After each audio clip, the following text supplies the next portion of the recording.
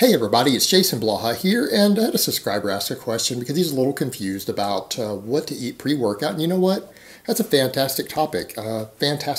So let me put on my +5 out of weaponsmithing, work on skilling up my crafting a little bit, and let's talk about this. All right, this is a very controversial topic. A lot of people have a lot of different opinions on it. And I'm going to go so far as to say that individual people's digestive systems and even training styles to some extent can absolutely affect your pre-workout nutrition. Let's just be realistic here. Different people have different tolerances for food volumes in their stomach and GI tract. We all know this. And you know what, even someone like me who is a massive overeater who can actually train decently well on a full stomach, even I have my limits. And I've had cases to where I've messed up and gone to a salad buffet before we train. Because Brittany's really hungry. And you know me, if I'm going to go to a salad buffet, I'm going to get my money's worth. So I'm going to eat as much salad as I can stand. And then if I go train 30 minutes later, obviously my workout sucks. It absolutely affects my numbers. And that's because what you have to factor in is the energy required to train on, energy required to keep stable blood sugar, have good glycogen stores, versus volume in your stomach and blood flow to your GI tract that's being taken away from your muscles. And you know what? That's a very, very fine balance. There's also the factor of being so full that you feel like you're going to puke. Now, a lot of people would say things like, well, I train fasted. I train better fasted. The fuck you do. Every coach who works with athletes around the world will tell you anyone who is not pathetically weak trains better unfasted. They train better with getting carbs in their system first. It doesn't matter who you are. The only people who honestly can say that are people who are really, really weak, and therefore they're subjecting their body to very low workloads. Anyone who is strong already, or decently strong, they cannot train anywhere near maximum workloads fasted. Cannot be done. Don't let anybody tell you otherwise. This has been measured and looked at in athletes, and it's just absolutely true. Now, the difference is obviously eating too much is a problem. Now this person complained about that, that they feel like they need more time. If they're going to eat a bunch of oats before they go train in the morning, it seems like it really is a problem because of the extra fiber, the fullness of it, the slow digestion, and I would agree. A lot of people are going to struggle with that. So you've got a couple different solutions here that people need to factor in. And you know what, it doesn't matter whether you're bulking, whether you're cutting, whether you're recomping, there are some things to look at here. The thing is, people who are bulking on a larger caloric surplus can spread their foods out more through the day. People who are trying to lose body weight, so they're in some sort of caloric deficit, carb timing starts to become more important. And what I mean is, post-workout nutrition is not what I'm talking about. Because someone who's only lifting weights once a day, your post-workout nutrition actually isn't that important if you're not training fasted. Your pre-workout's a big deal, and I would say probably pre-bed. Like this person said, if I ate a larger carb meal before bed, would I perform better in the morning? Yes, absolutely. That has been noted many times. In fact, endurance athletes, that is standard protocol before any sort of event or serious training day. They always carb up very, very heavy the evening before to make sure that they are not even in a true fasted state by the time they wake up in the morning. Something that you could consider, and is particularly important for people who aren't getting enough calories to be gaining weight. Again, timing becomes important so that you're getting your carbohydrates in the evening. If you're going to train in the morning, you're getting a fair amount at night. You're going to have fuller glycogen stores in the morning.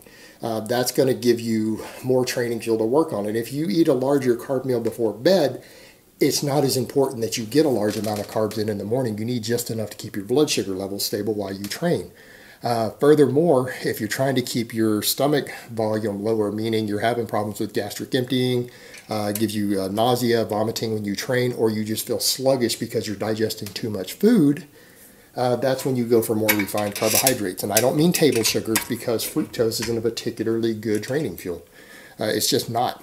You need glucose-based stuff. So, if anything, I would say first thing in the morning, people who train in the morning, even though you might be health-oriented, that might be the time for you to consider white rice, white pasta, white bread, lower fiber, faster absorbing, glucose-based carbs, because you need glucose to train on. That would actually be a better choice than consuming a bunch of sugar. The reason for it is it's got a nice fast absorption rate, so it's going to be in your system quick, low stomach volume, but it's all glucose. It's all glucose. It's all viable training fuel. It doesn't have to be processed by the liver like fructose does before you can use it for energy. Any of those are going to be good choices. All right, faster absorbing carbs, unless you're someone who can handle more fiber in your stomach. And if you are, then oats or whatever is fine. But you've got to consider fiber content versus stomach volume if you're a person who's sensitive to that. And you know what? That's a very individual thing. So again, a lot of people can eat whatever the hell they want before they train. Not a problem. I know people who can eat a giant pile of bacon, eggs, and pancakes, all that fatty food, slow digesting food that increases stomach acid, everything else, and they can go train just fine and do 500-600 pound deadlifts. I know people like that. Not everybody can do that. If you're not one of those people, simpler carbs are fine. You know, and eat your other ones throughout the day. Eat your higher fiber carbs throughout the day. It's not really a big deal. You're about to train on that fuel. I mean, are you really worried about something being faster absorbing if you're about to use it to train in the gym? You're about to burn through it anyways. But again, if you're someone who can't train on a full stomach at 100%, a nice heavy carb meal before bed will work wonders for you. Furthermore, what does high carb meals also do for you? They increase melatonin. They increase melatonin, your sleep hormone. If you get more melatonin when you sleep, you also produce more growth hormone when you sleep. That's a good combination for someone trying to recover. It's a very good combination for recovery. So a nice hefty carb meal before bed when you're going to train first thing in the morning actually isn't a bad idea at all for multiple reasons. Helps with recovery. It will help with your training performance. And what was my other point? I totally forgot what else it was going to do. It will let you eat less food in the morning if you suffer from having a full stomach when you train, so you can get just a little bit of simple carbs in and be done. You know, and the other thing that you need to factor in, of course, people who do that and then get those carbs before they train, post-workout nutrition becomes just less important. It becomes less of a big deal in general.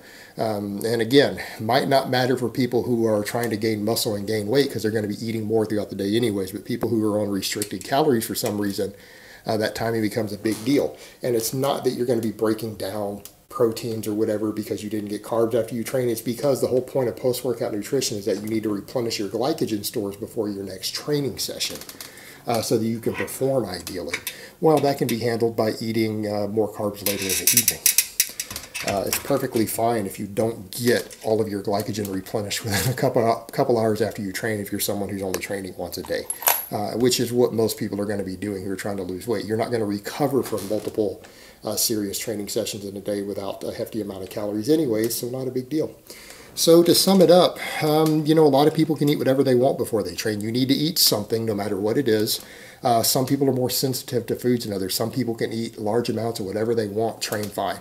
Others just can't handle a full stomach, in which case faster absorbing carbs are the way to go and making sure that you get plenty of carbs before bed. That's going to be your magic ticket for pre-workout nutrition. You know, and as far as people talking about the peri-workout nutrition, look, peri-workout nutrition is not really that useful. It's not that big of a deal for people who had a hefty carb meal the night before and who get decent pre-workout nutrition.